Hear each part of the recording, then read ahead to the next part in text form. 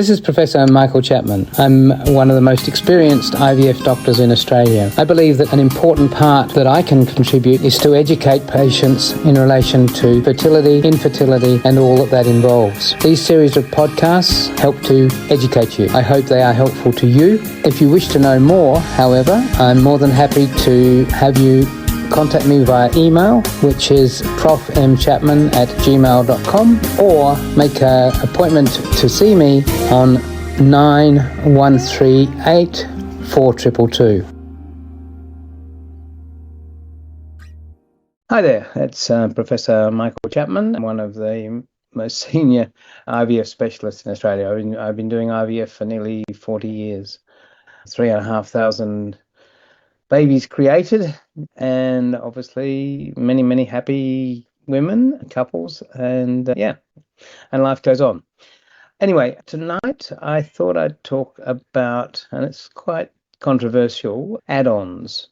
They're called things. Adjuvants is the smart name. Add-ons is what the colloquial name is.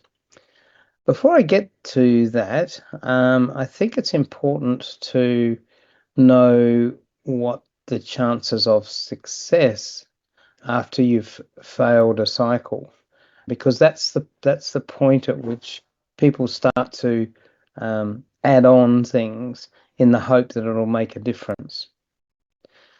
So the statistics from our national database clearly indicate that although you might have failed one cycle, the next cycle has a significantly high chance of success, and the cycle after that, and the cycle after that, and the cycle after that. So without any add-ons, the pregnancy rate does increase, or the ultimate production of a baby does happen. If you're under 38 and you stay in with transfers up to 6 transfers, you've got nearly an 80% chance of being pregnant. Now, where the add-ons come into play, and where women and I'm afraid too many doctors step in with add-ons, is after the first or second unsuccessful cycle, you add in something, and we'll go through those in a minute. And surprise, surprise, there's a pregnancy. Well, obviously the add-on made a difference. Well, it's garbage.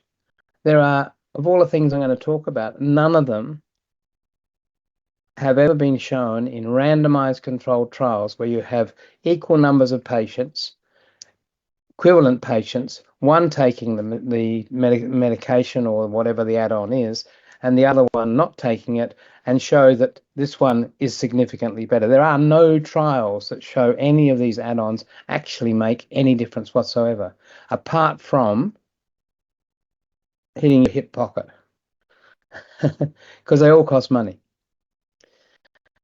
Anyway, and all of the claims of success that doctors, websites, social media claim, because I did this, I took this medication, I got pregnant the next time, it's actually garbage, because that would have happened anyway.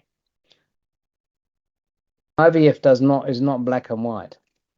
If you don't get pregnant once, it doesn't mean you're not going to get pregnant in the next round of treatment. There's always that success rate. And that happens to coincide with you taking add-ons. You'll blame the add-ons, and so will a doctor. And the doctor will make more money by giving you these add-ons to all these patients, because he'll point to that one pregnancy. Anyway, I think you might have got the view that I'm not an enthusiast. However, there is a role for them, and that's to give you hope. In other words, I go to my first cycle and I don't get pregnant, second cycle I don't get pregnant, and now I do something extra, and it gives me hope that I'm going to be successful. The reality is the hope was always that was going to get pregnant the third time anyway, third time lucky. It wasn't that the add-on made a difference. So what are these add-ons that people talk about? Well, let's start with CoQ10 is one thing, widely recommended. Does it do any harm? No. There's no question that it's safe. It's basically a vitamin. Does it make a difference? Well, there's a randomized controlled study in mice published out of Canada a decade ago, which showed that old mice taking CoQ10 in big doses produced more eggs and less abnormal embryos than those that did not take it. The human studies that then followed showed no significant difference, i.e., it doesn't work. But, randomized controlled trials are not necessarily, in some people's eyes, the be-all and end-all. It does no harm, but does it do any good? The answer is scientifically no.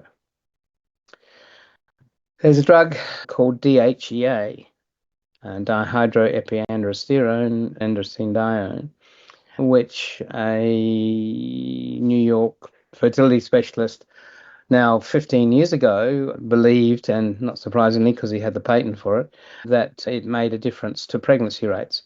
And he gave lectures and still does give lectures talking about a particular patient who, taking DHEA, suddenly got more eggs over the age of 40 and pregnancies. One patient. So what is it? It's a male hormone. It's a very weak male hormone, so it's not going to make you grow a beard or anything. But the concept is that as ovaries age, particularly over the age of 40, their production of male hormone in the ovary, which is part of the developmental process of eggs, you need testosterone.